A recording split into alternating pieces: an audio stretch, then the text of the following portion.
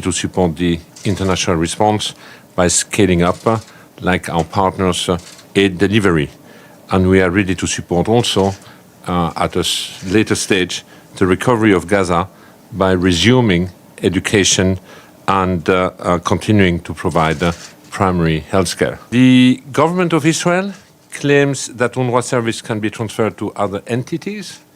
In fact, the agency's mandate and capacity to provide public-like services to an entire population are unique. UNRWA's ability to directly provide education and primary health care far exceed that of any other entity.